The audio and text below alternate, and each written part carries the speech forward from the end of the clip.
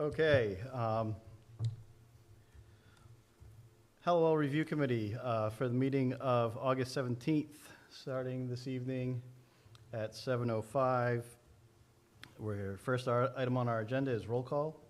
Mr. Simpkins. Here. Mr. Savini. Here. And the chair is here. As a reminder, I got an email to make sure people are using their microphone appropriately. So I'm just putting that out as a reminder. Turn it on when you're talking and turn it off when you're not. Agenda item number 2, public comment. Yes. Can I just make a comment? I want to know, as part of the discussion, can the audience participate, or is it only after the Nope, discussion? So you can ask questions. we welcome conversation. Great, Yep, thank you. you're welcome. All right, I'm going to skip over the meeting minutes and wait for more of a majority to be here so we can get that going. And then our next item, agenda item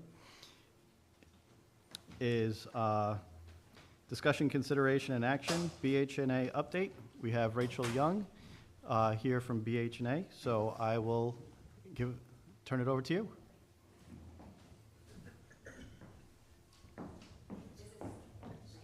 Do you want me to speak into this microphone? Yes, or- please. Okay. Great. And then when you need to go to the next slide, just tell CJ to go to the next slide. Okay. Do you want to go all the way back to the beginning? There's the first image has like a picture of a field.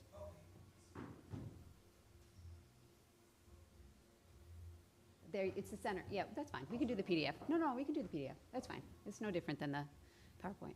Okay, fantastic. Yeah, so I'm Rachel Young. I'm with BH+A. Joel Bargman is usually here speaking in front of you guys, and I'm kind of taking his place tonight. He sends his regards. So tonight we're giving an update. Kyle Zick from KZLA is also here, the landscape architect, and he's going to be talking more about the site. And I'm, of course, going to be talking more about the idea of the community center that would anchor the site. So it's going to be a little heavy in terms of plans and architecture images tonight. So next. Fantastic. So this is a precedent. This is Sandwich, the Sandwich Community Center. And we thought it was relevant because one of its siting, but two, just the way it's broken up. So you have a full-size gym, which belongs to the recreation department, and then you have the senior center, and then there's a network of fields and trails that are associated with it. And the next images kind of give you a flavor of what that building is. Oh, no, forgive me, it's the site plan. Kyle, do you want to dive into the site? Yes. Actually, I'm sorry. Let me skip, and then we'll come back. Sorry. While we're on the note of the Sandwich, we'll just go through those images. So if you want to skip over the site plan, there you go. Okay, so this is just a close-up of Sandwich. You can see the big massing in the back, that's the gym. Then the middle massing is the actual is the senior center rather. And then the administration is down on the side. Next. So this is the gym. It has the walking track, which is something that you're interested in as well. One thing about a walking track is you have to think about how you get access to the track, whether it be 2 egress stairs, but also some sort of elevator. Okay? So that's an image of the walking track. This is the multi-purpose room at Sandwich. This is similarly sized to what I think the senior center would want for their center as well. And then this is just an image of what, if you did a 2-story senior center, what that entrance might look like and the stairways and how the upstairs and the downstairs are connected. This is the kitchen at Randolph. This is not Sandwich. And this is not exactly a commercial kitchen. So a commercial kitchen usually has what you would think of as commercial grade finishes, so stainless steel, ranges and other equipment that's less user-friendly, less intuitive for lay people. This is what we call a hybrid. So it has some higher end equipment, but it has more residential finishes, and this one is not licensed by the Board of Health. Okay. I also wanted to touch upon the idea of doing a shelter. And this just goes through some of the basic requirements for doing a shelter. Basically, the gist of this is there's not much more you need to do to your community center to have it be an emergency shelter. There are basic things that you already have checked off. So just going down the list, you have to have a certain square footage for the number of residents or number of inhabitants you imagine. You have to provide showers, that's usually an addition. Storage for that emergency equipment, and then the last one is the feeding, which ties into the idea of the commercial kitchen. The kitchen has to be sized large enough that if you had a ton of people, you'd be able to serve them all meals. So this is a conceptual idea for the community center. And there are two schemes I'm going to show tonight. One is a one-story scheme and one is a two-story scheme. So the first is a one-story scheme. The idea is this can be phased, starting with the gym. So the gym and the bathroom core that's to the right, that could be built all at once. And then you have a functional gym. It has an elevator and stairs so that you could have that track. And then you could either build the senior center or the preschool secondly, and then lastly, you could build a lobby that connects them all together. And so you have a 11,400 square foot senior center, the gym with the second floor and the second floor of support space is about 11,000 square feet as well. And then the preschool with 4 classrooms is about 5,000 square feet. So this is the first floor of that one-story concept. And then the second plan, that's the roof plan. And then this is the first floor if you did a two-story concept. And really it's only 2 stories for the senior center and the support space for the gym. Everything else is still 1 story. And the benefit of the 2-story option is, one, it's more compact, so it helps you with the site planning. But in addition, it allows for a second means for the senior center to access the gym, and that usually is something that's really desirable and asked for from the senior population. So this is the first floor. And then the second floor, you can see that there's a route from the senior center directly to the gym. And it also helps with access control, using the site after hours, whether you want to lock down the recreation side. It helps with those aspects of planning the building use. Okay, so then I think this is the last of the architecture. And now, if we want to go back to that site plan, Kyle can just take it away. Yeah, is there any chance you can zoom into that? So that is a PDF, so you should be able to, I would think, just hit Control Plus and get it in. New laptop, sorry.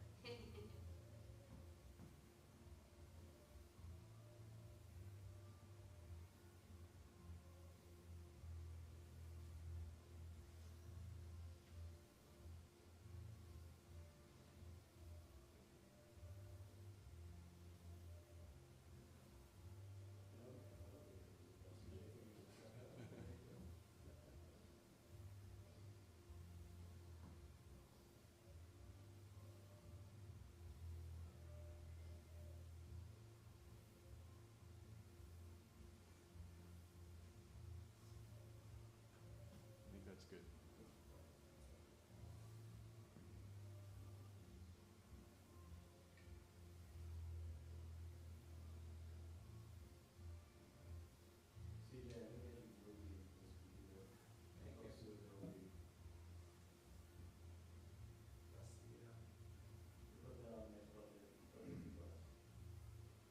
We can start with that, and then we'll scroll up if that's okay.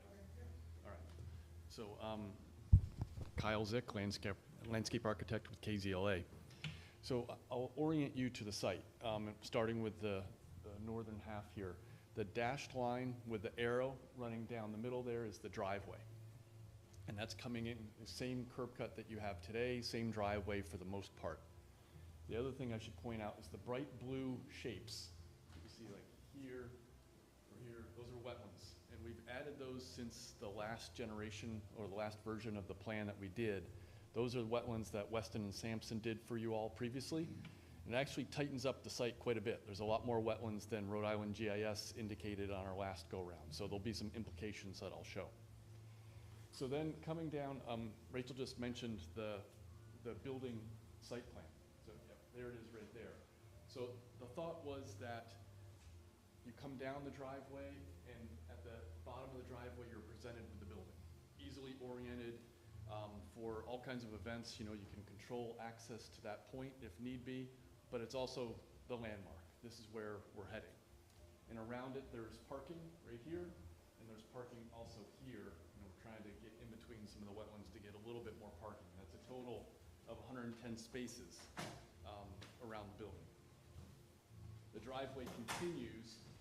These yellow lines are 5-foot contours, so we're going from the upper level where the school buildings are to the lower level where the playground and the community garden are. So that we can continue down so we can provide accessible parking at the lower level or just for maintenance or emergency access, that kind of thing. Still on this upper part, we have a softball field here. You'll notice again, a number of yellow lines there. Those are 5-foot contours. So that's a challenging field to get in there. It would be expensive to put in, but I wanted to show that there's no wetlands there. There's an opportunity there if you really want that second softball field. Could you pan up a little bit to show the second half of the site? Perfect, thank you. So we left off with the building right here. There's space for one basketball court there. And that's the existing pedestrian access is right here coming down from the neighborhood, around and goes between a football field and the building. Now I mentioned football field because that's what fits without doing a lot of earthwork. If we wanted a full-size soccer field, which is wider, we would have to either cut some trees down and regrade here or fill that way. But if you said, oh, we just need, 2, 3 U8 fields, we could fit that in fairly easily, but football fits fairly well. So then this dashed line, that's the cross-country circuit that we had talked about, and you can follow it, goes around the site. It's about a 1-mile loop right now. Then we go to the lower part of the site. There is a softball field here, and that's the oak tree right there. When we were on site, we talked about having an amphitheater associated with the oak tree. We have it just right there. And then there's a picnic pavilion on the other side between softball and the football field. So that would be a covered pavilion that would be an anchor of that lower area. Community garden is still in that same lower area, but moved a little bit further. Oh, we talked about neighborhood access when we're on site. So I already mentioned the pedestrian access here. There's pedestrian access, I think it's just off the sheet up in the upper right, and then emergency access from that restaurant down here below. So what are, from the previous generation, what have we lost, or what's been different based on the wetlands? Less basketball. We have 1 court. We'll have to see if we can squeeze in any more. And you have 2 softball. I think before maybe there was an option to have Little League, but I think we were debating, is this a Little League destination or is this a softball destination? They're the same size, so that doesn't really matter too much. There are some options depending on what your priorities are. If we could move the building further into the site, that has some downsides in terms of visibility, extending utilities, that kind of thing. But that could allow you to move football up or have softball at the higher level. Softball won't fit here right now. And potentially, you could fit some basketball in at that level as well. So there are different things that can be done to move the puzzle pieces around, but I at least wanted to give you a sense of where we are now with the site constraints. I think it would be helpful in the near future to get an actual site survey with good contours, because GIS 5-foot contours, there's a lot of padding in that information that we're trying to avoid major earthwork between the different levels, but I think with more information we could determine that more carefully. So I think that's kind of an overview. I'm happy to answer questions on that. I know Rachel probably was looking for some feedback as well. Where do we want to start? Site or building? Whichever. It's a lot to process. I know.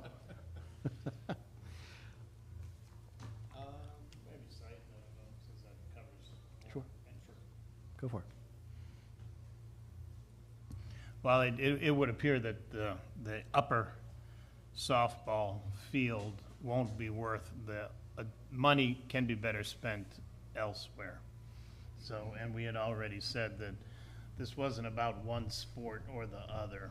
So I don't think, it seemed clear that we didn't need additional baseball fields there. So it would seem that the best use of the money is not to have to cut into the mountain for a field that may not be relevant. Any idea for the, I know we had talked about it just to serve as like a gathering point. Would it be feasible to work into the amphitheater and the pavilion somewhere where if, you know, for example, the music that you're hearing now, if they wanted to have some additional there for the food trucks, remember the idea of maybe having a cul-de-sac where they could queue up and they knew that it was designed for them? Yeah, no, I think that's doable. With it, the dashed line, the vehicular circulation that gets to the lower level, I think we were planning on, you know, some kind of turnaround and a few parking spaces, so I think that can serve that area pretty well. With utility feeds Yeah. for a plug-in? Yep. Okay. I mean, I like the location of the structure because it is supposed to be the signature of the address, so it should be the first thing you see. My first impression of the the football field is it's more a large field that has multi-purpose. Yeah. You know, if football wants to practice scrimmage there, they can. If soccer wants to have practice there, they can. But to go through the pains of additional site work, because we're giving everybody is getting a little slice of the pie here on first blush. I mean, you know, you've got the sports, you've got the public arts and culture type activities. The basketball, we really liked being close to the buildings, because it's probably the activity that would happen the most repetitively, and it's close to the structure, which makes it easier for the people that are gonna participate. Was lighting something you would, that's just a function of additional monies and whether Yeah. it's needed? Yeah, I think the infrastructure is on site, you know, the power, so it's just a matter of what activities want to have the lighting. And the emergency access, I think, fire, all they really wanted was emergency access, so just, it doesn't have to be a fully paved and sidewalked unless we wanted it to be, but Yeah, and there's a It's- spot there that it's at the same elevation as the field, so actually it feels like it could work okay. okay. And based on this design, knowing full well that you need better topography, how extensive is the cuts and the fills? Well, that was the thing, I was trying to do this on the different levels that you have now and not, you know, bridge this big grade change right here, you know, not put a field over both of those, because then you're doing, you know, 20 feet of fill or 20 feet of cut, so I think there would be, well, and where the building and the parking are is already either basketball or parking, so that's, and the utilities are there. There's already a road to the lower level, so I think, you know, the earthwork should be, you know, fairly reasonable. On-site drainage, wells, and all Yeah. that is just part of the design. Yeah. Do we have any, is there any hope of mitigating somehow the additional wetland, the implications, or, we understand that it's driven by environmental law, but are there any ways to work around it in Well, I mean, we're trying to avoid all the wetlands in general, so, you know, so I'd prefer not to disturb wetlands and have to mitigate, you know, I think we'll work around them. We're gonna be in some buffer zones that we still may have to do some mitigation. but we see minimal implications Yeah. with this plan? Yeah, yeah, that's our whole idea, that we're trying to minimize wetland disturbance and earth moving just to make this more realistic and feasible.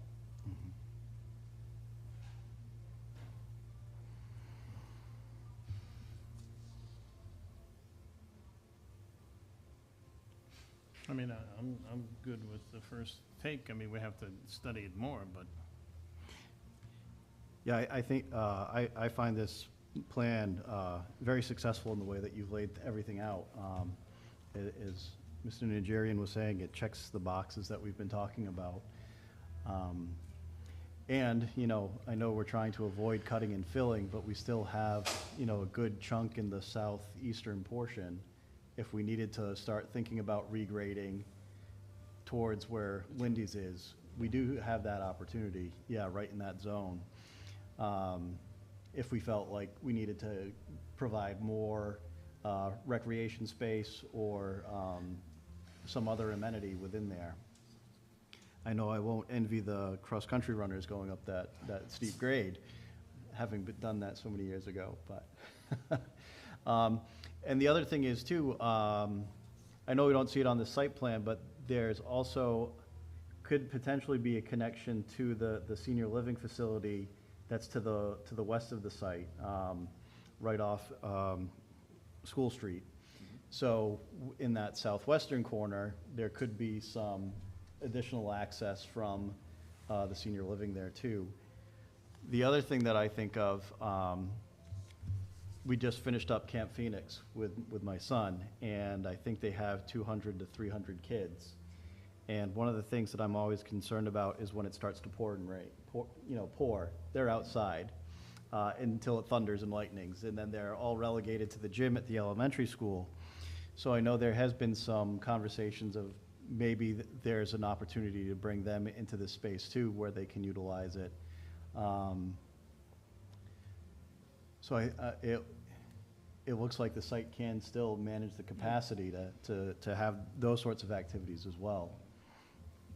You know, and we're talking about that additional softball field that you'd need to walk to and everything, but, you know, again, this could certainly be, all right, we'll build these lower fields down here, and then once we find that we need more space, can certainly do that later on in the game plan. So I still say we still keep that, and then, you know, earmark that space for future fields if we needed to.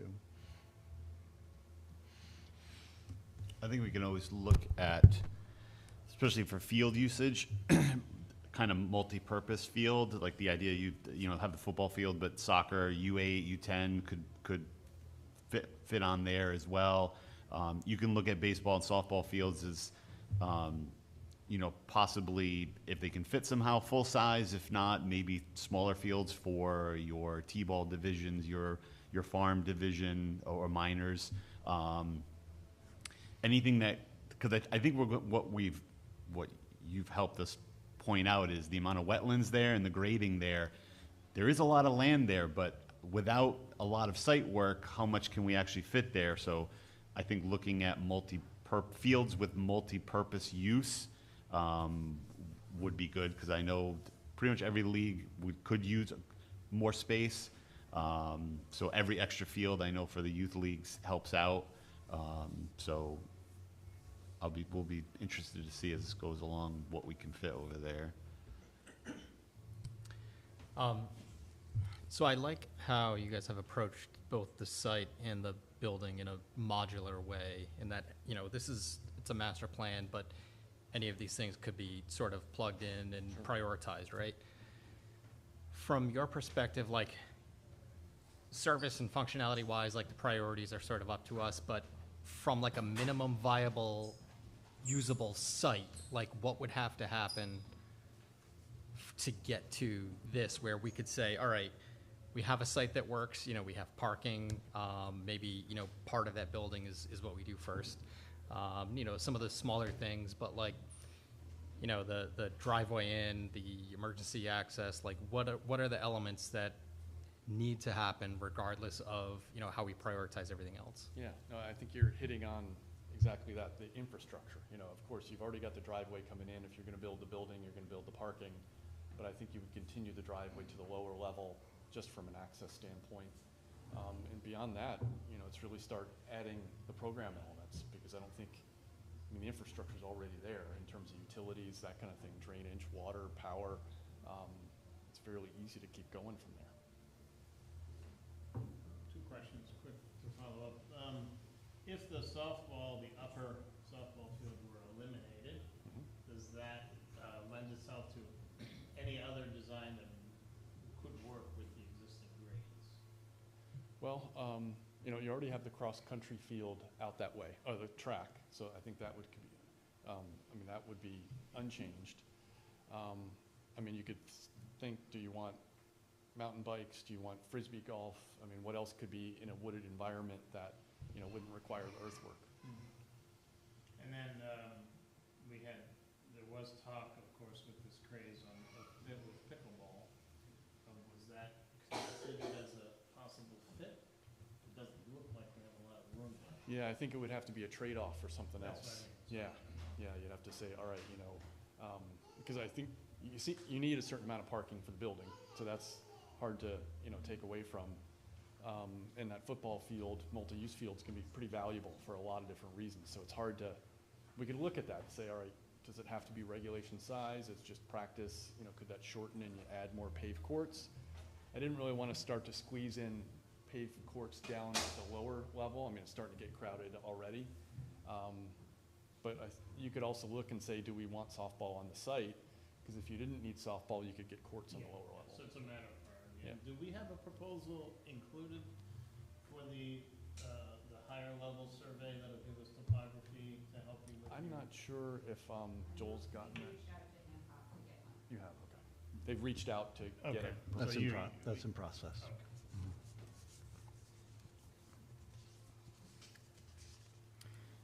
Just to touch on the building part of this again.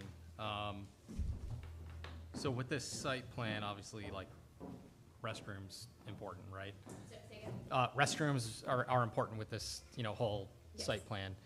Is the intent to have the building be the place for those? So if you can go back to the first floor plan, I can kind of, and forgive me, I breezed through the building plan, so Yeah, sure. I understand if, you know, you'll have questions. So I think it's the next slide after the site plan. Keep on going. There we go, okay. So the image is a little faded, I think the printouts they have are a Yeah. little clearer. But in the lower right-hand corner, see the gym that's bright yellow, the lower right-hand corner, that's the support core, if you will, for the gymnasium. And that houses the mechanical system, but most importantly, the bathrooms that you were mentioning. And so could that be built as a standalone pavilion? Certainly. If you're building the gym, you have to have that. So it could be Okay. the core support or the core support in the gym. Okay, got it.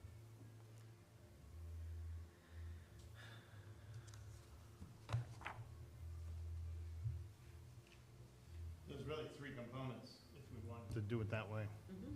But you design them all knowing that we'd finalize design on the other two, even though they're not being constructed, so that your design elements will work in year 3, 5, 10, whatever it is. That's the intent. Okay.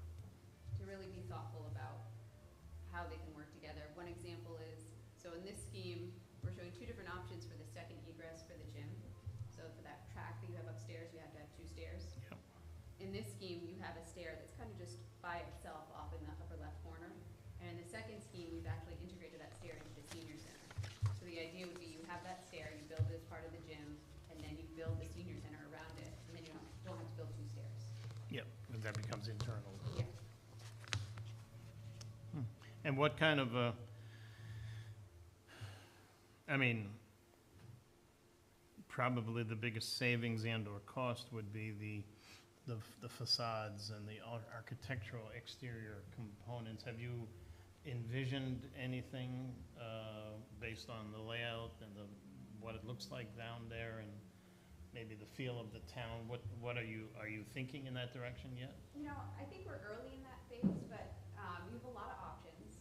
For gymnasiums, we've done prefabricated gymnasiums, and we've done stick-built, I'll call them. So you could go either way with that component. And then for the rest of the building, in terms of materials, to be cost-conscious, I think right now you should be thinking about doing something in a fiber cement board, like a hardy panel, and maybe 30% masonry. So a brick veneer, maybe as a water table or an accent feature. Maybe another accent feature might be like a wood siding, something to, you know, to celebrate an entry or something like that, to be used in strategic special places. To kind of give it a warmth. I mean, the sandwich building is, That is fiber cement. Okay. You can see that's used as like more of a clapboard to feel, like, Yep. to fit in with the cape, let's you're on the say. Cape, yeah. Yeah. I mean, here I think, well, one, you have the great modern school building you have right now, right? The 60s modern. It might be nice to kind of pull that in and say, like, we haven't forgotten about that building and pick up some of the elements there, and that's modern. So that would be something like large format panels in a hardy board, you know, not doing hardy board clapboard, if you will. Doing something that's more modern with the material, more contemporary. And how does the senior layout, I know that they would certainly be actively involved in the review. Yes. Can you just briefly walk us through Sure. how you created the layout? Sure. So the target square footage is about 11,000 square feet, and that's really based on the town size. It's checked against the program that I went over with the senior center director, but, you know, you could ask for tons of program space, but ultimately, you wouldn't want to create a very large center for a town of this size. So you want to keep it in proportion, this is what I'm trying to say. So our 11,000 square feet is really what we were, you know, trying to keep within. And that includes, I'll just go over the main spaces, almost 2,000 square foot multi-purpose room.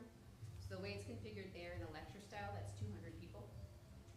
It has a stage, that was one of the program elements that was asked for. And then the other program spaces would be a large game room, about 1,000 square feet, and that allows for 2 billiard tables, so you can have tournaments. You could obviously do it smaller if you didn't have the tournaments. A dance studio about 1,000 square feet, and then 2 program rooms of about 700 square feet. So it's approximately like a classroom size space. Then you have a large commercial kitchen. It's about 800 square feet, including all of the storage space. And that's about the size you want for a commercial kitchen. If you start pulling back from that, you can have a very efficient kitchen space, but that's really what you want to have for multi-purpose room of that size.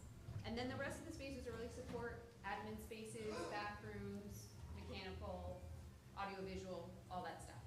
And then for the second story, or the 2-story scheme, it's really just taking those program spaces and moving them upstairs. And we don't have to actually go to the site plan, but there's definitely some efficiencies to be gained from doing a 2-story building. You know, I was looking at Kyle's plan, and the space saved is approximately the size of that basketball court. Not to say it would go there, but you could probably think about some ways that we can be creative and start to have some back and forth conversations, site and building, and come up with something that's really efficient. If only the first rectangle were built, you know, the left side, the main entrance would be through the vestibule in the bottom? So that lobby that's in the center, that is really to tie the 3 different Yeah. buildings together. So you wouldn't necessarily have to build that. You could just use the core that's used for the gymnasium. So coming in the entrance, you see where those double doors are, forgive me. So it would be an L shape, if you will, without the Yes, gym. it would be like a Modified backwards L. S. Yeah, No, yeah. number 2 almost. Yeah. So I know this is labeled senior center, but is the intention for it to be multi-generational programming? Because, Yes. I mean, that's a lot bigger than I was expecting for what they might have asked for. So their program was larger than 11,000 square feet, and we brought that back to be in proportion with the population. Okay. And I think it was just additional program rooms and additional admin space that were added to their program, their wish list, if you will. But the intent is that, yes, it's a community center. It is not a senior center. It is a multi-generational center for active living. You know, there are different names for these centers, but the intent is that it's not used for just one population. Okay. I just wanted to be careful with the labeling and not give the wrong impression that, you know, I because there's a understand lot of that. good stuff going in here with like the classrooms and the multi-purpose room, and I can see everybody in town wanting to use these for different things. Yep, I understand that entirely. I will say that we are seeing a trend, I'm sure Joel mentioned this before, but of doing interdisciplinary or interdepartmental community centers, where it's a rec center and a senior center and another town department. That's becoming very increasingly common. You said what I was going to say, too. And I'm happy to take the senior center off if you want for, you know, when you distribute stuff. Not a problem. At first glance, this is really starting to take a good shape. I'm really happy of where you guys are going with this. I'm wondering, to minimize building footprint, would it be able, or and this is just because it's not my area of expertise, would it be better to, because we're stacking and creating a 2-story community center, could we also look at stacking the areas where we're potentially putting preschools as well? If we were gonna incorporate the preschools into a 2-story building, what I would suggest is putting those preschools on the ground floor and then some kind of generous lobby, and have the main spaces for the adults on the 2nd floor. Okay. Yeah, but definitely we can look at, like I said, tightening up that footprint, allowing more breathing room and availability for the site activities. Hey, Carl, could you go to the 2-story one, I just want to make sure that people who weren't here get a chance to Right. see that. And I like the two-story option because aesthetically, it doesn't feel like you're going into a really large courtyard to enter the building. As we have in the one-story option, it seems like that, where we have the main lobby going into the space, that just seems like a very large space to be walking through.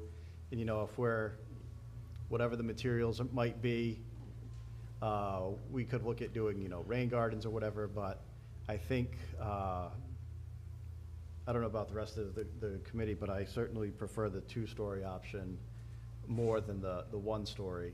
There's an aesthetic value to two-story as well, and I think you saw that in the sandwich photos, which is gyms are really big. Yeah. And so if you do a big gym and a one-story building next to it. Dwarf it, Yeah. Yeah.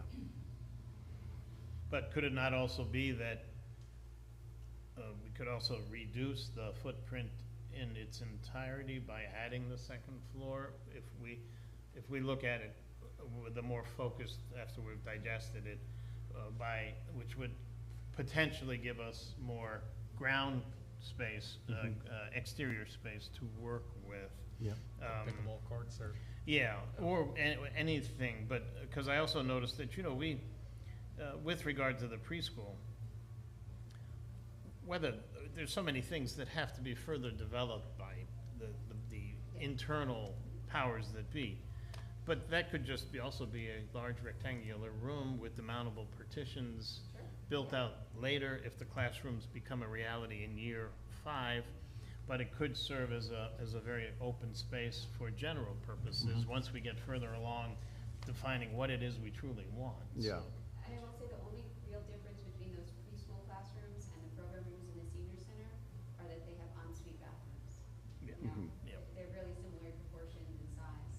One thing I will say about phasing in a two-story is if you were to have the preschools on the first floor, then that would prohibit doing it as a phased project. In other words, you couldn't do the preschool as a standalone project. It has to be part of the community center. The one thing that I am noticing that, or at least I've been thinking of, that might be missing from the plan is locker rooms. If we're gonna be doing, tournaments, or if there's gonna be, almost all-day activities for certain groups in town.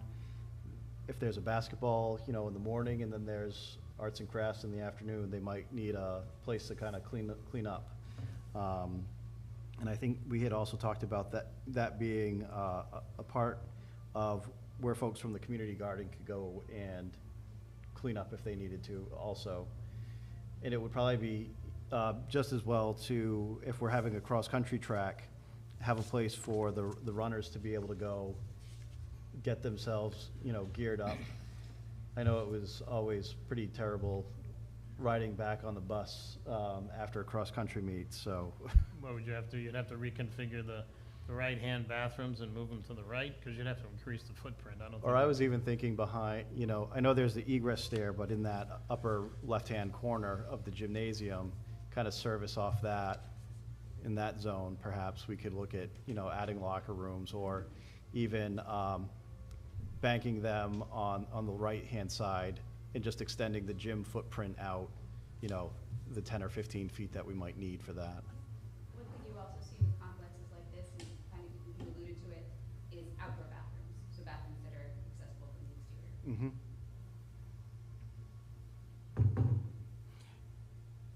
Yeah, because part of the ultimate design is gonna have to be to confirm if the building is accessible, quote, after hours, if the public is free to use the exterior amenities, the courts and what have you, or if the park is actually going to close at the end of each night and say, well, no, you can't be here.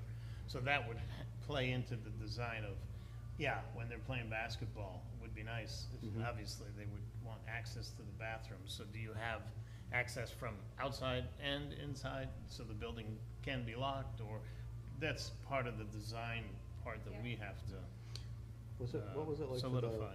Little League down at Pacheco, when when you're having games, is it open, do you, somebody from the concession stand go and unlock everything? Yeah, it's the league's responsibility to unlock those bathrooms Okay. and then lock them up at the end of the night. Yeah. I would think even, you mentioned locker rooms, I think even just as simple as thinking to South Kingstown's rec center, they have a larger bathroom that has 2 showers, and then multiple stalls for, like, it's not either a high school locker room, but it's at least an expanded bathroom that maybe has extra stalls, and even if need be, just 1 shower, for people who may go there. I'm not sure if the high school would use it, because it seems like for middle school, high school, they arrive on the bus, then they have to get back on the bus and then go to the school. But for youth leagues, for if there's adult leagues that would operate out of there, then people may come in and utilize that kind of facility. So it's worth considering. Well, I think part of what our homework probably should also be now, in addition to whatever they're gonna take back, is I think we need to make a list of internal questions and procedures that need to be clarified. You know, for example, what would be the intent of the gym? Is the intent to supplement our existing athletics, or to just provide another venue so that if the high school sports are content, they're fine.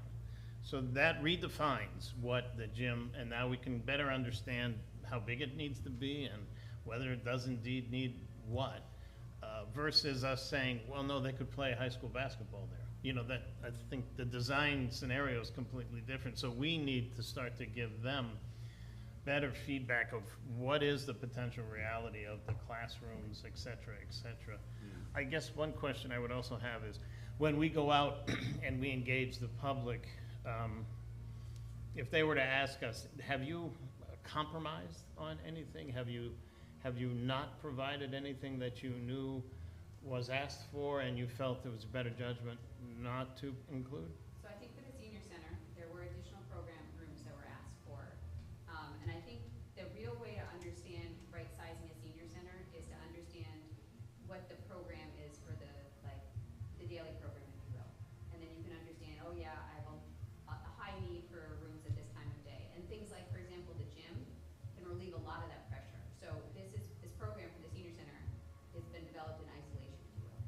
But if you looked at it, you know, in relation to the gym, you might see, oh wait, that's really not a compromise because they now have this huge space that they use. The other thing I was gonna say is that gym is a high school size regulation gym that we're seeing there.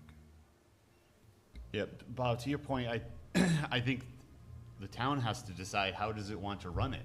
Because if you want to make the gym can be a source of revenue if they want to run it that way. It's going to take investment of staff and maintenance, but between Northman Hoops could run tournaments there. You can open it up to indoor activities like indoor pickleball and generate money that way. Or do you want to just have it open use? And how does the town want to run it, I think, is one of the questions that needs to be answered, because then that can guide who is going to use it. I have my own thoughts, and I'm not sure. High school might be set, but there are a number of youth leagues or adult recreation leagues that are always looking for space, particularly in the winter. So it can be rented out a lot. It's just a matter of how does the town want to go about and do that, and what sort of investment in staffing do they want to make with that regard? My takeaway from all of this is that we have a map of what could be done on the site. We don't have to do any of this. We don't have to do any of it now. We don't have to do any of it ever. All of it, you know, it's very modular. To your point about now taking this and figuring out, you know, what are the essential elements for now and for later, I think this is a great starting point, and this lets us have those conversations. And something to react to and have a dialogue. Exactly, yeah. Is it fair to say that, because we'll be asked the question, it would appear that the functionality and the ability and land space for a pool is really not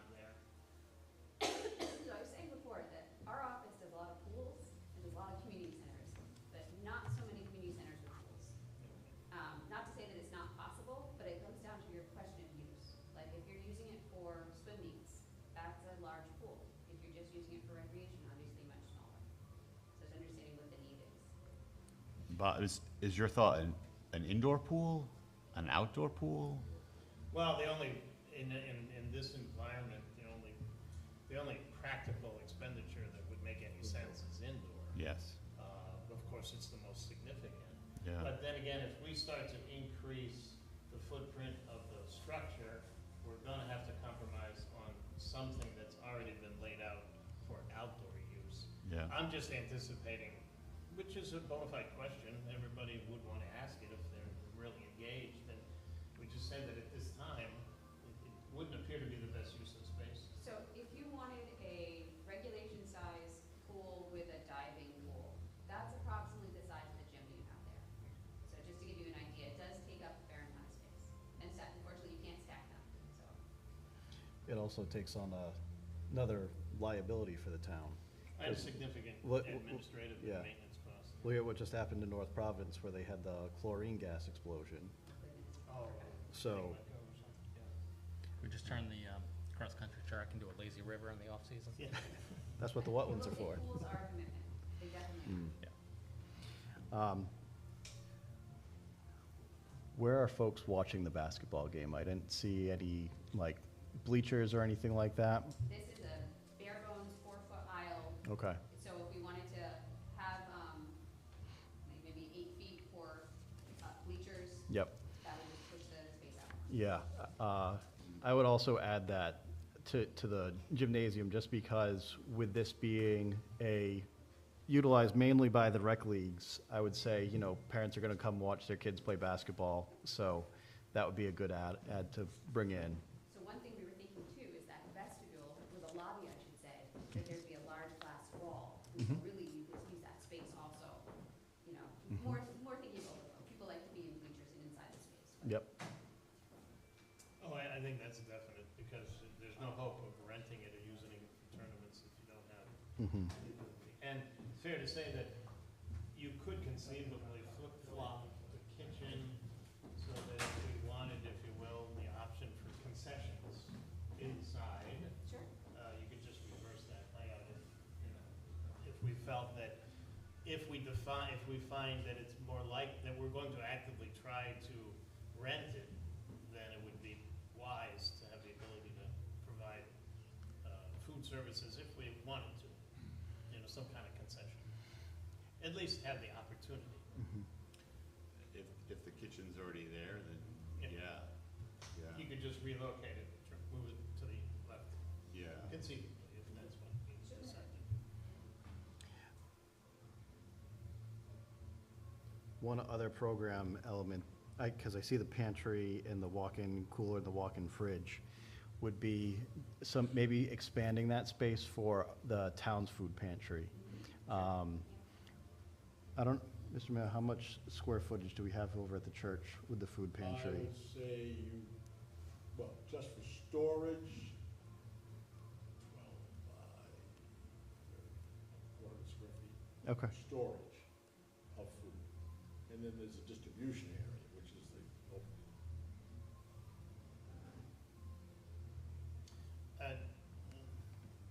Is there I'm trying to choose my words properly, but is there a privacy, a discretion that needs to be usually used with food bank distribution locations for dignity or? No. All due respect You to, go downstairs in the church, no one feels, everyone there knows okay. they're there. So if it was accessible and all other members of the public were in that immediate area, it wouldn't have a negative impact on the people who truly need it? The food is distributed Tuesdays and Saturdays, third Tuesday and fourth Tuesday and Saturday of every month. And that's the only people there in the church at that time, between 7:30 and 8:30. However, this, you have other activities going on, you're right. So you probably want to put it in one to a side where somebody can walk in and walk out, without walking through the entire area, yes. But it seems, Jeff, that, and the rest of the members, that the preschool space is the wild card, Right. right? And There's a lot of space there if There if is. we don't need it for preschool. And that's why I really appreciate that, this modular approach that Rachel has taken with Joel. And, because if we don't need it, then that's one thing that we can just cut right off. Or, You know. reassign. Or reassign, exactly. And then, you know, as, you know, state and federal laws change and we require universal pre-K, then we at least have space that we've allocated for it in town that can be incorporated. You know, if that becomes right now an outdoor area that serves the rest of the building, great. And then if, you know, laws are passed and we need to provide it, we can say, well, great, we have the space for it already. We have the ability to add on to this building and we're good to go. So I think it kind of checks quite a few boxes that we've been talking about all along, and with this being a master plan. We might not need it right now, but at least we have the space allocated for it. I think one thing to consider too with phasing and planning for the future is you can always mothball spaces. In other words, fit them out with the core requirements, but not do finishes or finish MEP or electrical. Sure.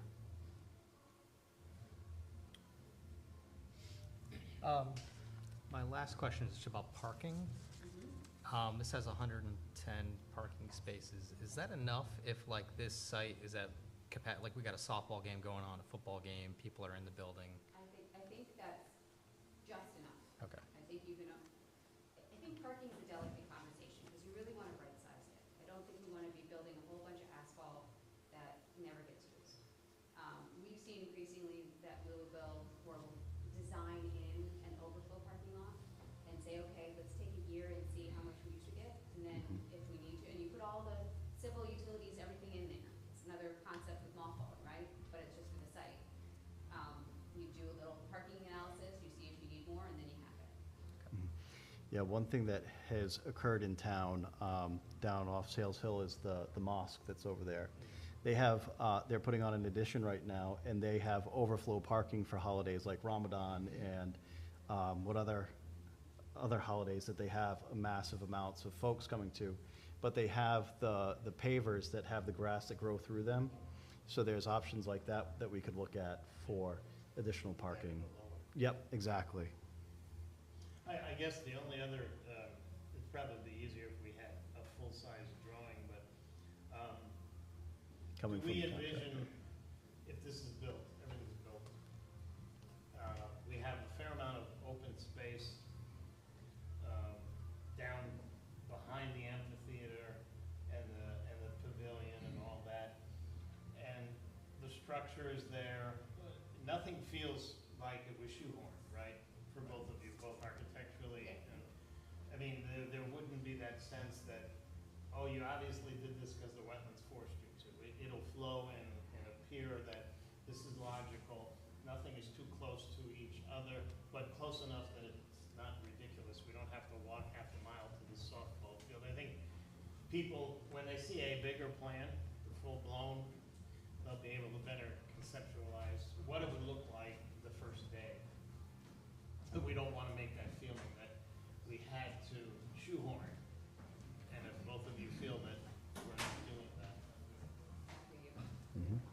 just because. Yes, and I understand that if you're showing this, if you show this plan, then it's hard to take it, take things away. Would we be able, or is it too early to have wall elevations, or is that too early in the plan? I think maybe some simple renderings to help you understand the massing and the site context. Because I really think that, I just know from you, all of them, I'm a builder, so I do this every day. We assume that when we're looking at a drawing, we have complete understanding. And then we talk to a client or a customer, and then they can't visualize what we see. So that simple elevations, I think, will go a long way. Yeah, I agree. Let me ask one question. Somebody mentioned a pool earlier. Have you ever had a situation where you put a pool in and the gymnasium above the pool? You can't do that, right? I didn't think so. Tremendous HVAC costs, that's. Yeah, okay. It's very like the old YMCA's, old community Right. centers had the gyms on the Exactly. floor. Yep. It's not. Okay, so pool has to be self-standing, nothing above it. Thank you. We'd have to go in front of zoning. I just wondered about that. I remember in the old Y's when I was a kid, there was stuff about the pool. Yes, absolutely. I am a very strong advocate of a pool in this facility. I was a lifetime swimmer, lifeguard, taught swimming lessons, grew up at the Woonsocket Y, swam for Tupperware. Tupperware is going private to the Boys and Girls Club was the worst thing that happened, I think, in the town of North Smithfield, from my estimation. I think every child in this town, by the second or third grade, should have the opportunity to learn how to swim. And a facility with a pool could very well be the place. They learn to swim, they learn to save their own lives. We can teach the parents to swim, seniors can do water aerobics. It's one of the fastest growing things that is going on in many a pool across this country. People love it. I think your pool would be filled every single day, every single day. So I'd like to advocate, and I want to thank Mr. Nigerian for bringing up the pool. It's always going to be a risk. Are legal risks? Someone can get hurt in the gym. Pool is no different. And if you train really good lifeguards, you don't have that worry. And that's another service the kids in town can learn how to do. They can learn how to be lifeguards and water safety instructors. So, and then they go on from there and they get jobs in the field. So I'd like to advocate for a pool as a senior and not a dance studio. Thank you. I would say since we have the benefit of having some folks here tonight, do we want to Sure. see if anybody else has thoughts about this? Mr. Rozier? Oh, me? No, I'm just here to listen. Just here to listen. No, we're gonna have joint meetings, so. Now, my only question is the bleachers inside the gym. So I remember when I was little, when I was younger, gymnasiums used to also serve multi-purposes in the winter time, like you could do like baseball players. And they could obviously protect the gym floor so the gym floor wouldn't get damaged. But are you thinking like collapsible bleachers or permanent bleachers that could then limit the multi-use ability of the gym? I think collapsible is Yeah. the most Yeah. flexible. Can you be a little more descriptive on how can you put bleacher? What are we talking about? I'm just throwing out a general dimension. Right now, we've designed this gym just with the minimum aisles that you need to get around and not hit someone with a basketball. So, you know, it's the long side of the gym, so if you're pushing out, say, 8 feet, 10 feet, it's a lot of square footage. You can use that square footage to your advantage. You can add more storage there, you can put the mechanical system there. It's not wasted space, but it's just something to consider in the design. And we've done so, again, to go back to the idea of the lobby as a viewing area, that's one of the concepts that we did at the Sudbury Community Center. Fairbank is the name of the community center, but that has, it has an area for bleachers, but it's not huge. But then two sides of the gym have a lot of flats. And there's a hallway and a larger hallway, I call it, where you can have people congregate and see what's going on inside the gym. Can I ask another question? Sir? Go for it. With the walking track, have you ever seen an experience where the walking track becomes viewing space as well? Indoor, I know from my own experiences when there's been a lot of indoor tournaments, the walking space becomes like a congregation of people where they can view. So I don't know how that will plan out because I think it's just natural. People think, oh, that space is available. Let me come over and watch my kid play and Yeah. could limit the space. I'll admit, I'm not too sure how, I'm not from a basketball playing family, so I don't know the safety implications. Well, I think it would just probably just end up being a building code, fire, egress, and access issue as to structurally, it obviously could support the people. But then you've got code implications so that would have to be part of the, but you know that's what, That's what's gonna they happen. tend to do that, yeah. I know if I was, as a youngest brother, being dragged to multiple basketball games all throughout New England, you would probably find me up at the walking trail, the walking paths, because just sitting in the bleachers watching someone sit on the bench that I'm related to was not always the most exciting thing. So I would go and explore. So I could see younger siblings going up there cheering for their older siblings and then running around and getting some of that energy out. or swimming in the pool. We have a couple of identified emergency shelters in town, one near the middle school, which has a cafeteria. But part of that has to be taken into consideration security. This building can be utilized, but because it's the EMA center, it's off limits. We have to secure the emergency management agency center. Scottish Hall is woefully inadequate. I mean, if there is a major problem where a lot of folks have to be housed temporarily or long-term, 2 or 3 days until we get them there. So maybe some thought, could we lay off base on this for emergency generator to tie in so that we can have light, heat, and continuous offering shelter for folks? I'm not advocating for it during an emergency. No, I think that's a significant, and it would not be, if we have natural gas to the site, It's not a big it's not gonna be monumental. Mhm. Just briefly getting back, with regard to the pool, since we do owe it to the community to give them the options, ultimately, they're the ones that are gonna decide where they want their money spent. I understood you said that the footprints are almost the same. If you're doing a full-on regulation with the diving. But if we just did something, I was thinking of, see where the L is here? Yep. If you were to give us an alternate number one that would give us both, so that we could have the basketball, and then give the largest size pool that does not have to be 25 meters. regulation, it's enough to do the types of community-type activities that you mentioned. And at least then it gives the public to say, well, that's too much, it's not enough, it's just right, because it gives everybody a little bit of something. And ultimately, they're going to pay for it. So we'd rather approach it now, I would think, and let the people say, in the majority, we do or we don't. Yeah, we have to. And, That might be the best place for it. and as we're continuing to talk modularity, if we find that, right now, okay, we can't afford to pay for a pool, but 5, 10 years down the road, the pool can fit right there. We could just do at least the preliminaries, and I'm assuming that, I'm sorry, I forget your first name. Kyle. I apologize.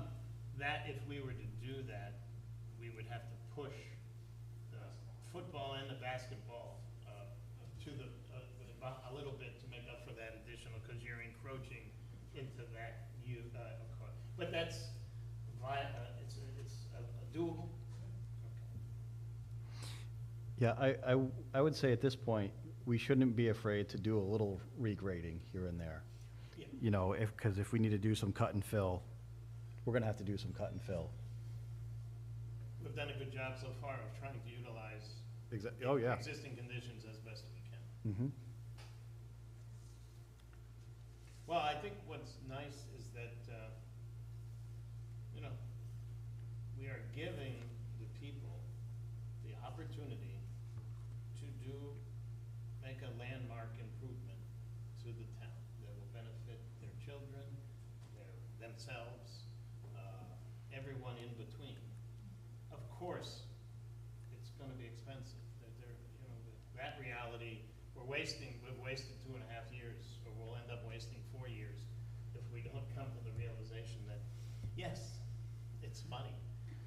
But the people have to finally decide that you have this property, do you want, and how much do you want? So we made good progress today, I thought. We've made immense progress. And one comment that I've heard in the past is that the taxes in town are the same as other taxes in surrounding communities that have amenities like this already. So for us to effectively compete with these other communities, this is putting us right on that same plane. So, would you rather rent an apartment with no amenities, or would you rather rent an apartment with a good amount of amenities, even though you might not use them all, they're at least available to you? So I think we certainly need to look at it from that perspective, that this is not a want, but there are some wants in here, but this is really providing an amenity for the entirety of the town that everybody can use it. So what are the next steps for you guys? The survey. And we can certainly do the alternative concepts with the pool. I think there's some back and forth with Kyle to kind of integrate the building a little better to, it's being a little selfish right now on the site. And then the renderings that I spoke of. I think those would be the next deliverables. What's our, do we have, Pumpkin Fest or? Pumpkin Fest, when's Pumpkin Fest? 17th or 19th, 17th, Okay. just Saturday. And just to be conscious, I think our next meeting is September. Right, Yeah. yeah. We are in the process of figuring out a joint meeting with the town council. There has been, I don't know if Joel's brought you up to date, but there is $4 million federal grant that's being used at one property, could be used for this property. Town council has the final say on how that's gonna play out. But we're still status quo moving forward, and we'll continue to move forward. Would it, I think it would be helpful to have you at the joint meeting, because then you can also present what we're doing. And you can do it a lot more eloquently than I did at the last town council meeting. And then that way, you and Joel can answer, and Kyle as well, can answer any questions that the council might have. And then we can really start to have a really productive conversation for it. would it be more productive for all, including the council, if we had the renderings for that meeting? Yeah, so typically, council asks for packages the Wednesday before. So that would put us at, let me just give you actual dates rather than. So if we have a joint meeting on the 7th, we would need a package by noon on August 30th to share with the town clerk, so she can distribute that to the councilors. So basically saying 2 weeks. Yep. I think 2 weeks is realistic to have some conceptual renderings, Mhm. maybe rendered site plan. I do not think the survey is going to be back by then. Right. Um, But we can, that's something that we can start with, and then, get more feedback from our elected officials, and, if we need to tweak anything for the Pumpkin Fest that's on the 17th, then we can certainly look at doing that. I think that's doable. Okay. Cool. Great. Any Does other anybody, questions? yeah, any other thoughts, comments? Okay, this has been great, thank you so Yeah. much. Great job. Thank you very much. Should be Saturday. Pumpkin Fest? Yeah, I think so. Yeah. 16th, okay. 17th is a Sunday. All right. Next on our agenda for discussion, consideration, and action, Boys and Girls Club presentation, but more of a discussion situation. Yes, that would be great, please.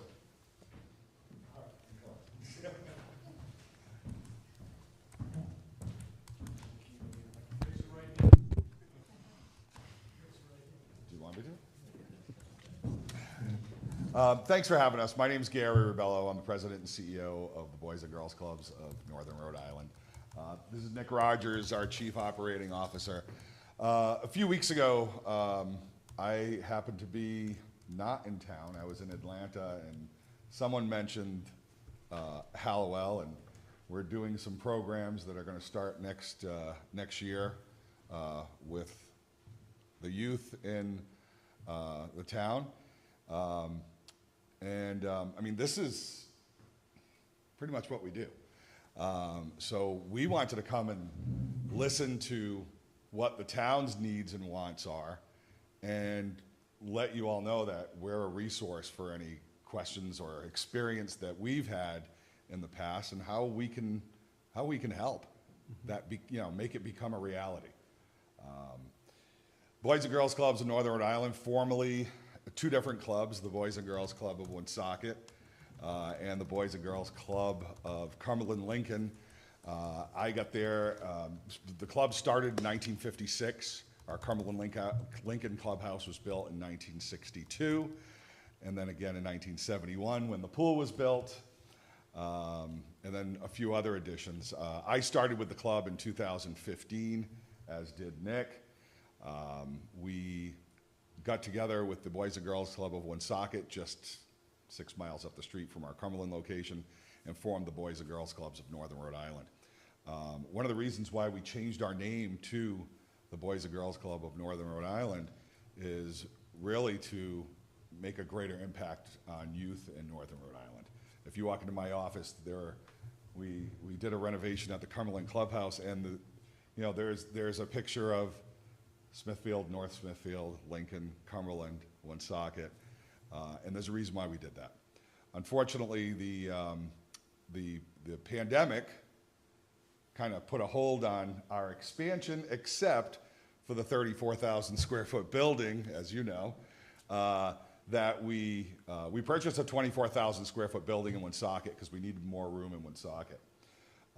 It was the former Woonsocket Health and Racket.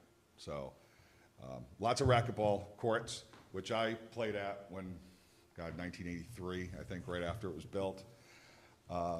We walked in there and we were looking for more teen space. Well, we got a lot more than teen space, and we transformed that. We added 10,000 square feet to that building without adding to the footprint of the building. A lot of multi-purpose space. So we do have, for example, some programs for spin, and we have adults come at different times than the kids, but we also have approximately 260 kids there right now, which is 3 times the capacity of our old clubhouse. In Cumberland, exactly the same way. You mentioned pickleball, where are we going to put the pickleball courts? And Scott, I'm glad you mentioned, that gymnasium can hold 3 pickleball courts because they break down easily. We're doing that at the Cumberland Clubhouse, and pickleball's big. Now they want to do it on the outdoor courts. So all of this we've been part of, and our mission is to serve all youth, but especially those who need us most, and to really become productive citizens in an ever-changing world. But we are multi-generational, so we do have programs with our senior centers, and we bring our seniors to the club. So everything you're doing here is great because it is really multi-generational. Yeah, absolutely. It does work because we've done it. But we just wanted to be here for you and listen to what you're looking for, and again, be a resource because we've done it, especially now that we're finally getting more involved in North Smithfield. So. Karen, you mind inviting the committee to tour? You have a chance to tour the Woonsocket Boys and Girls Club. It's truly amazing. I had the opportunity. You want to elaborate on, if you can, around 365 and IXL? Yeah. What you're doing with Absolutely. Nick, if you want to. Yeah.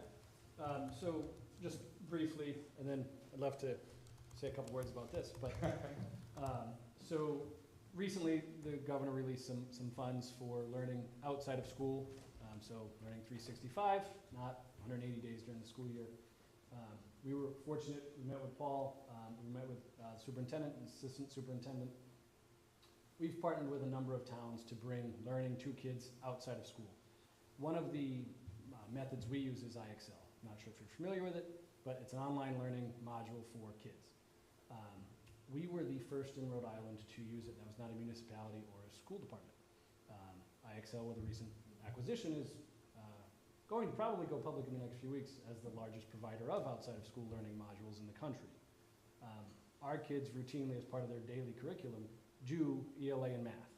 They also have access to science, Spanish, and some other curriculum. It's included, it's free, it's part of their experiences at the Boys and Girls Club. What we've done with North Smithfield is, beginning next summer, in conjunction with the school department, they are going to work to identify up to 25, but we'll go with more if they find some more, because that's the Boys and Girls Club way. Families or kids that are underperforming, that are at or below the poverty line, that don't have the financial means to attend an organization or a place outside, they don't have money for tutoring or extracurriculars, we're gonna bring them to the club. Give them full memberships, full access, participate in IXL, Boys and Girls Club programming. We'll serve them breakfast, we'll serve them snack, we'll serve them lunch, we'll serve them second snack and dinner. They'll just be full access at no cost to the families, but really identified by the town of North Smithfield. Because we have the space and we have the means, and who better to find the kids than the people that know the kids? And that's really just an embodiment of our mission to help those who need us most. And, Gary and I have been at the club for 8 years, but we were club kids. We just missed each other, 20 years. couple weeks. But in all honesty, it's not up to us to tell people what they need. It's up to us to listen, adapt, and be there for it, and to be ready to provide it when we find out what they need. To segue into this, I want to make something clear. Our intent is not to come in here and put a Boys and Girls Club logo on this building in any way. Really, we've done similar things in our careers and at the Boys and Girls Club. And I shouldn't say it, but I worked for the YMCA for 13 years, many years ago. And was part of a 52,000 square foot facility build at 126 acres in Lincoln. So these things are near and dear to our heart. We want to come in and be a resource for you as well. So if you say, hey, do you have experience with this? Yes, we do, and here's what we found. So that you don't have to make some of them, call them mistakes, but learning opportunities that we've experienced, in the last 20 plus years. Can I Yeah. ask Ask maybe me. a naive question? Why do you want to be a resource for us? I mean, so is it in out of the truth, goodness of That's your what we heart? do. It's what we do. Yeah. It's what the Boys and Girls Clubs are. If you ask anybody in the world, and I don't know any of your backgrounds with Boys and Girls Clubs, nobody knows what they do. If you ask us, we don't know what we do either, because we do something different for everybody. Every neighborhood, every community, the affordable housing complexes near the clubs, our youth members, our senior members, our adult members. We do what it takes. During the pandemic, we turned into a food pantry. We were serving 300 meals a day, plus goods. We turned into virtual learning. We're home for 26 schools. We just do whatever it takes, and that's who we are. We're not looking for a takeover by any means. We're looking to bring more assets, more community pieces like this to communities, to the places that deserve it, to the people that really are going to benefit. Our goal here is to ensure that your dollars go the farthest they can to get the most that you want, that your people need, and that they deserve. And we're really good at stretching the dollar. So on that, the University of Michigan did a study, I was going to say back in the early 2000s, but it was probably only 10 or 12 years ago. Yeah, And the latest one was about 5. Every $1 donated to Boys and Girls Clubs, either directly or at National at Boys and Girls Clubs of America, saw a $9 return in the economy in that community because of what that dollar turned into. You look at other charities, donate $1, 60 cents goes to this, 40 cents. A 1 to 9 ratio is unheard of. And that's shockingly what we're here for. We have experience working with the seniors in Cumberland and in Lincoln. We have them in the facilities, we have them with kids, we offer separate programming. We've done those things. We've designed our new building that we can run community programs, licensed childcare, and drop-ins for teens 13 and older to run all at the same time, Right. but separately. Similarly to what we hear the goal here is. We also do licensed childcare 5 through 12. In 3 weeks, we're beginning preschool. We've been planning on preschool for 8 years. We've got it built. We've learned an awful lot. And when we heard there's a committee and that this has been sitting dormant and you were listening to proposals and you were hearing everything, we said, we owe it to our friends in North Smithfield and really Northern Rhode Island to, if we can, and you can just say no, to be a resource and ask the questions. Call us, email us, have us in the room or don't, but we'll tell you our opinions based on our experiences. And I do have a background in aquatics. I was a college swimmer and was an aquatic director at multiple places. But I am retired. I've had a lot of shoulder surgeries and I don't get wet nearly as often anymore. But I'm happy to be an open book, as is Gary. Not just the Boys and Girls Club resources, Boys and Girls Club of America resources, data, info, recommendations, but personally our professional experiences and things we'd like to share just, this is a once-in-a-generation opportunity to be multi-generational. You know, and I'll leave you on the last thing, just because Gary's standing next to me. He taught me this quite a long time ago. It's not enough to be in the right place at the right time. You have to recognize it and do something about it. And this was one of those moments. So that's just why we wanted to come tonight. We wanted to meet you. I'm thrilled that we got to hear this and see this. You know, we have thoughts and comments, and, you know, our minds are racing already, and that's the pitch. Well, I have a question. So as a resource, you know, you see something like this, one of our big challenges is how are we gonna run this? Because we don't have those services in town right now. We certainly don't have people that can manage a building and the programs that happen at this type of thing. What do you see? What type of team would we need to run something like this? Are you here to, you know, potentially help us with that, or, you know, what? I mean, we would tentatively say yes, maybe.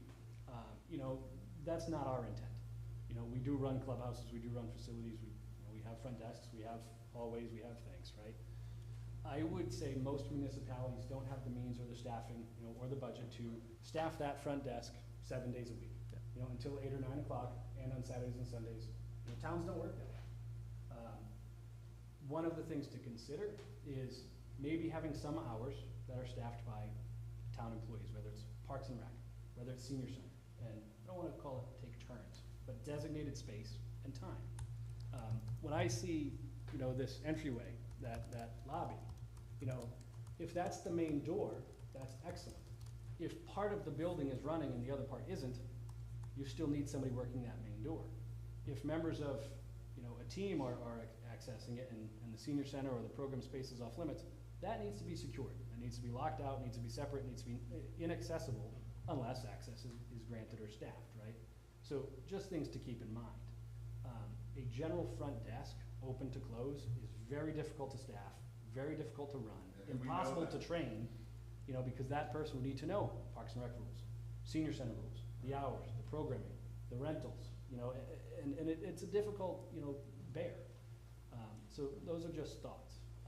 You know, running things as separate but together is often more beneficial. How is it run in your current clubs? Both ways. Okay. So in Woonsocket, our new clubhouse, Two different we have two main entrances. One main entrance is for childcare and preschool. That main entrance is staffed during those hours by childcare youth development professionals who know the families, who know the check-in, check-out procedures, who know the kids, who know the rules, the regulations, right? The other main entrance, is for the community. It's for athletics, it's for recreation, it's for our seniors, it's for our adults, it's for pickleball, it's for the basketball leagues, it's for flag football. So they run independently. One can be closed and is often closed when the other one is not. Internally, there are connections and secure doors. So if the upstairs main entrance, you know, in Cumberland, we've done the same thing, is closed, you can have access to it from internal if the staffing are there and if we're choosing to do that. However, you have control of entry and exit. So you know who's in the building, you know who has access to the building, and you're in control and you have live data. So, you know, that's just an example of what we've done. There are times they're both totally open at the same time, you know, and people coming to totally different things are in the parking lot at the same time, they're going to different places. Different entrances. You know, with a little bit of signage and a little bit of practice, there's no issue. You know, and ultimately that's how people learn that there's other opportunities for them and for people they know. You know, we've had people drop off for, say, childcare, drop off their 7-year-old and say, oh my goodness, I didn't even know that you had soccer starting. Let me run over there, jump online just because they're there. You know, and then, you know, their entire view of what you offer grows. Besides athletic programs, you know, you mentioned the NFL flag. We are world champions. Our national champions. Well, we lost one game at Canada for one of the ages. So, yeah, North American champions. NHL street hockey, NFL flag. All of those can be done in the gym also during the winter. So as you mentioned, there's a lot of different things that can be done in the gym. And yes, you do need places for the parents to sit. No question about it, as you licensed childcare for elementary. We're about to, as we said, start preschool.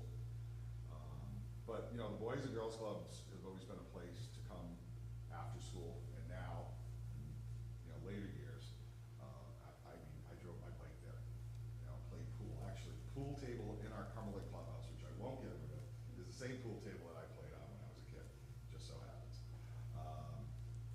You know, I always say, if you give us, I was talking to another mayor in another town that wants us to come in and help them with programming. And, you know, I said to her, I said, give us 4 walls with the right staff, and we can make a huge difference in these kids' lives. So yes, we can build a big, beautiful 34,000 square foot clubhouse, but it's about the staff and the programs that we do.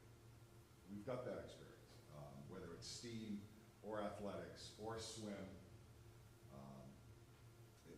It's all there in one place. And we don't know, you know, the ability of North Smithfield as is, or, you know, in the future to run senior programming, or expand senior programming, or you know, how large the Parks and Rec department is. You know, we don't know any of that information. We do know that there's ways to engage them, and to help support expansion. You know, at the Cumberland Lincoln Clubhouse, the senior center was coming 3 times a week. You know, the seniors were just coming into the building. They had access to, you know, chair yoga, walk and fit classes, pool, water aerobics, you know, deep water aerobics classes and things. And those, you know, are we being recorded? They're at no cost, right? You know, to the senior center, because it was impactful for those individuals and the town. You know, and a youth membership to the Boys and Girls Club is $10 a year. Most of our kids don't pay it. You know, it's not about the dollar, it's about the impact, you know, that measurable outcome and the why. You know, as long as you have the why, not YMCA. Not that why. But the why behind what you're doing, you're going to see great impact. You're going to see great outcomes. And really, that's just why we're here. We want to help you with that. And collaboration is the key, right? We always say collaborate, don't compete. So when we mention other youth-serving organizations, we get along with We them do. very, very well. I have meetings with the YMCA every month, you know, and other members of after-school coalitions and things like that. And Or the- that's okay. I was former chair of the Prevention Coalition. We had a That's prevention how we- coalition training last night in Cumberland. Many years Yeah, ago. yeah. It's really, it's for the greater good. Yep. You know, and I think everybody here in this room, that's the goal, right? That's why you're even entertaining a community, you know, place. So, So, I've got 2 questions. go ahead. Number 1, who funds you? You do all this We have activity. so we do have fee-based programs, which help us do all the other things we do that are not fee-based. And we have a very good philanthropy department and a grant writer, and a director of philanthropy and communications. And, that's how we're funded. Okay, and what is I think I know what the difference is, but we've talked to the Y also about this project. Sure. Why would we consider the Boys and Girls Club as opposed to the Y? Because the Y, I always liked because of the pool. sure, absolutely. Yeah. And their This is required. ability to operate. Probably, that yeah. situation. The YMCA has different means and motives. Values. It's changed, It's a different Can I be organization. honest? Yeah. The Y used and we to get be- along with them great. I went to Springfield College, which was the original YMCA was. training school, Right, right? The Y used to be about spirit, mind, and body. right. And you know what it's about now? Money. It's an extravagant amount of money to go to the YMCA. Even if you're a senior with Seniors your. have an advantage because they have silver sneakers. Which is a subsidized program. Yes, but that's the only advantage seniors have. And in some places, they have to pay extra to be in classes, say at McCall Field. So, you know, having experienced the Ys. And again, we also have fee-based programs. Ours are slightly different. Lower. Yeah. I think, in not knowing what the Y presented to you, you know, other than what I've been told, you know, I wasn't here. I think one of the things that the YMCA would bring to the table is they want to build a YMCA. We want North Smithfield to build a North Smithfield complex, you know, for the community. And if you need help staffing it at some of the hours, or if you need help guiding with preschool or with some of those rec hours, or how to do rentals or good price points or things like that, We can either do it for you, or we can tell you how best to do it. You know, both of those options are on the table for us. You know, we're not coming in, that's why I said, you know, the Boys and Girls Club logo is the hands. I'm more than content if that logo never goes on that building, you know, ever, because that's yours. Yeah, Jeff, I said it in the email, you know, you said, you know, you said, we're putting on the agenda, and, you know, if you have stuff to present, and I said, I emailed you Just back, us. I said, we just wanna know what you guys want, and any way we can help. Yeah. I mean, that's why we're here.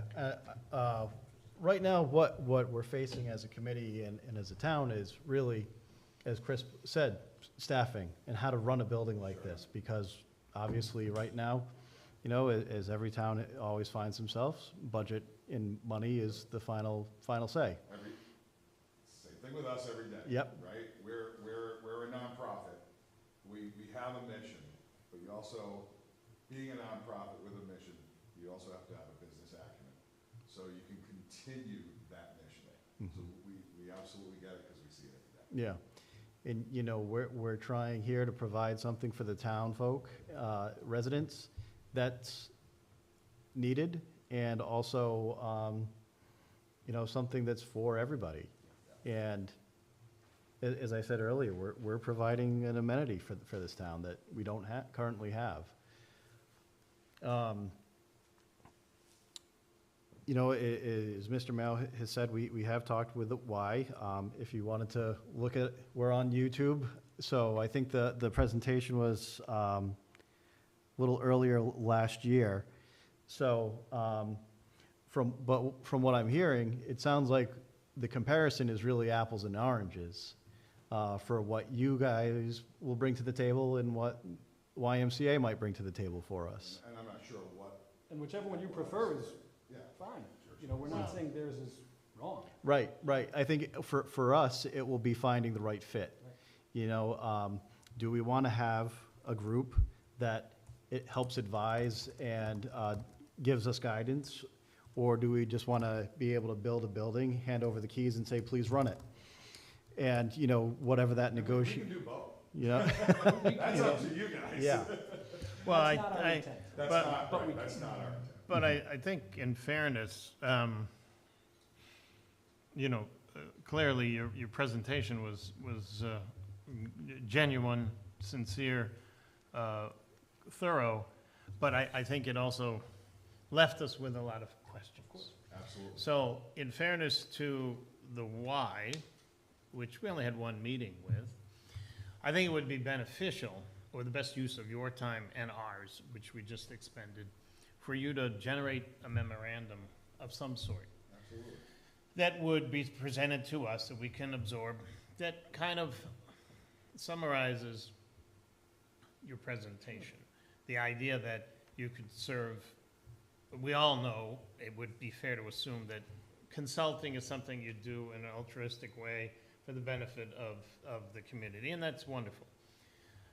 But probably the opportunity is far more clearly needed, where your expertise also with staffing and doing those things is going to be the difference between the brick and mortar and the reality.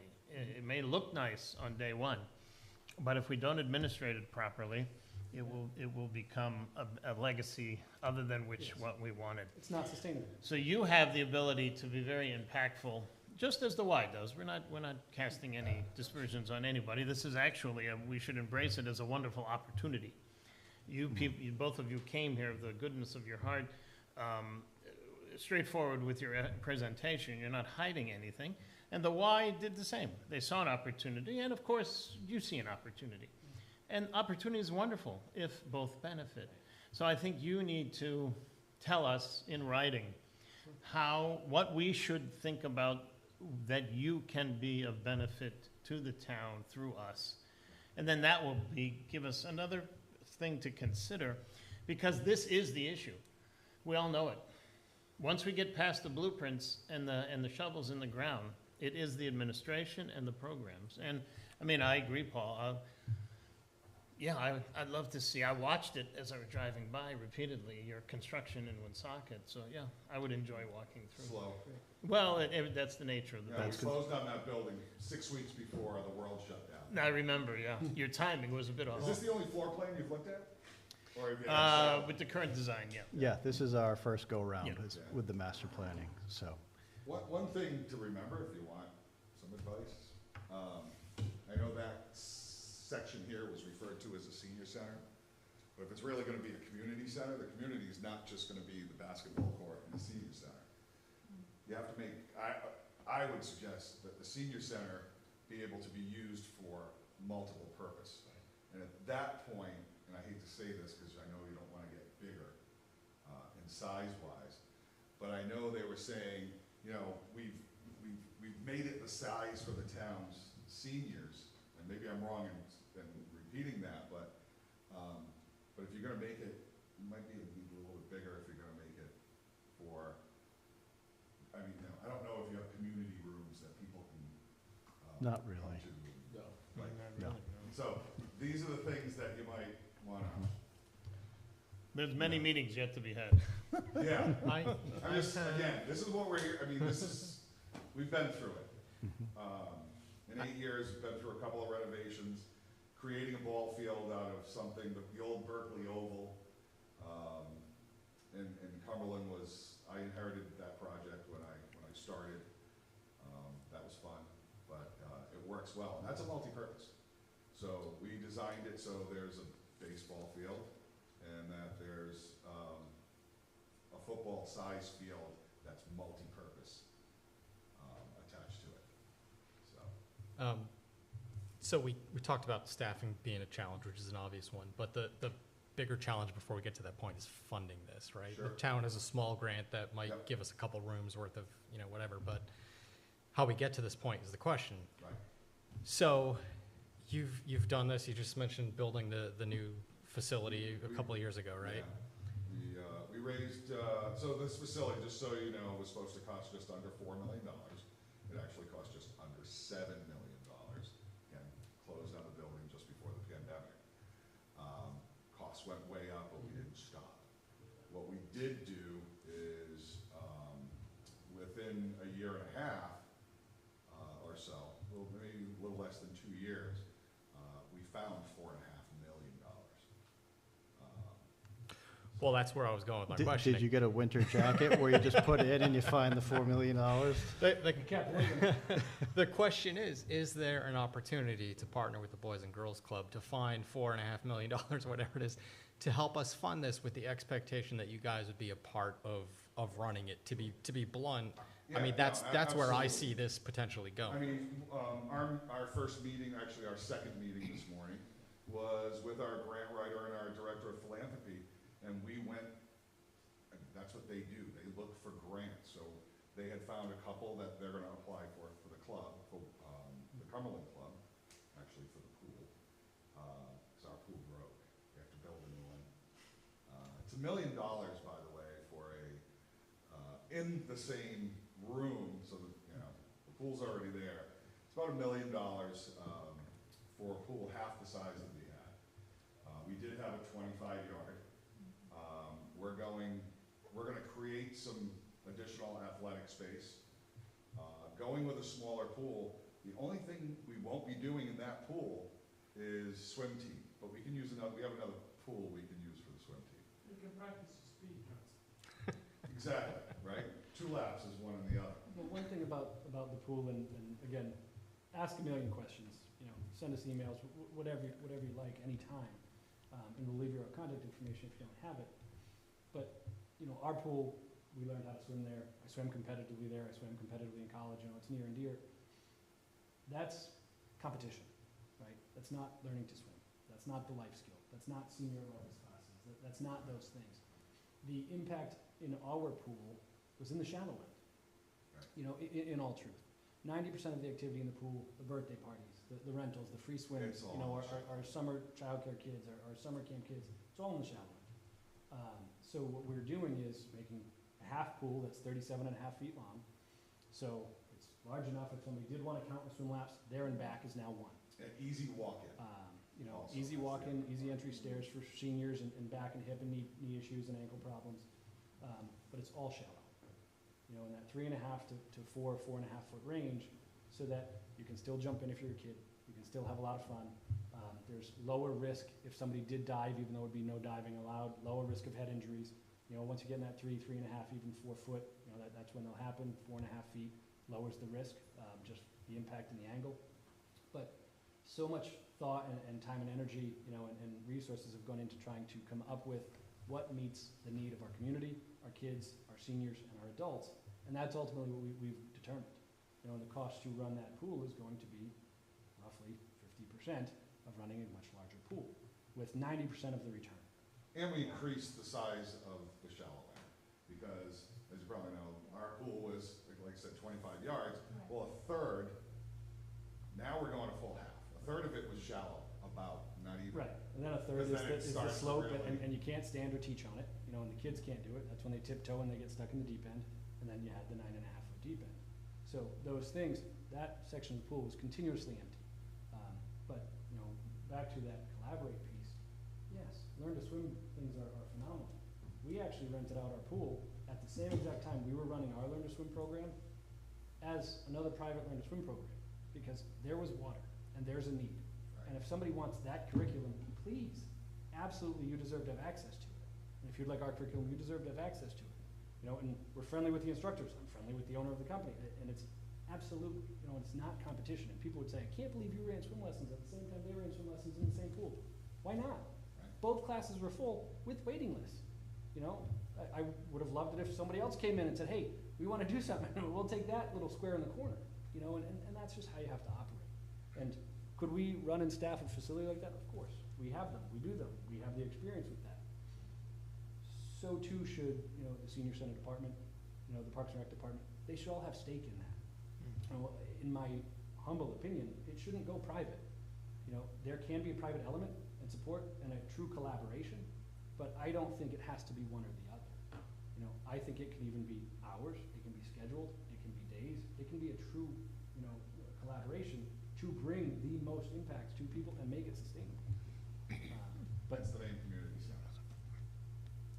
we do it at places. Yeah. Thank you. Any other? Yeah, man. Go ahead, Mr. Zelinski. So, 2 questions, kind of simple ones. You said that it originally started as a $4 million project, it escalated to 7. Yeah. We're assuming materials and labor. But what was the acquisition cost of the property? We paid just under $1 million for the building. Okay, so, the other piece of this, your grant writers, of course, seek the funding from philanthropic nonprofits, the New York Federal and whatever. Foundation, yep. Yep, so when they do all that, of course, they do the management and the reporting that's required, which is Correct. heavy, that's really Often. a heavy. Yeah.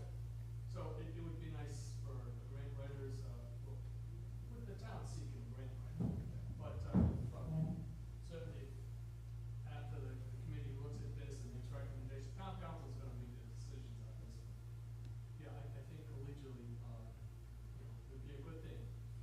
You know, as we said, this is stuff we do every day, whether it's finding the foundation money, finding the private money, coming up with new programs to adapt to what the community wants.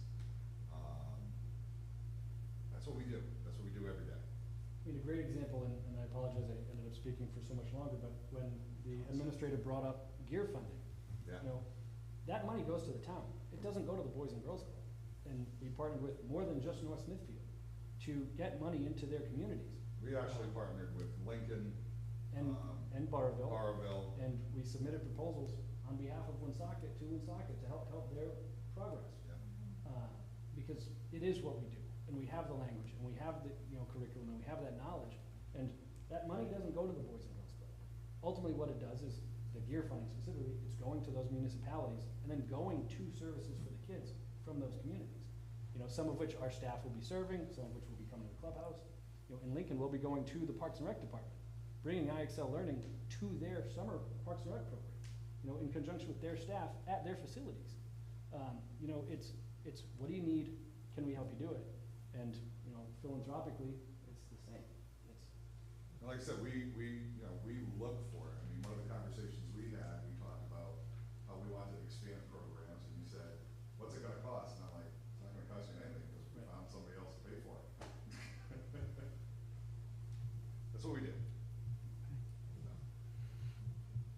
Great.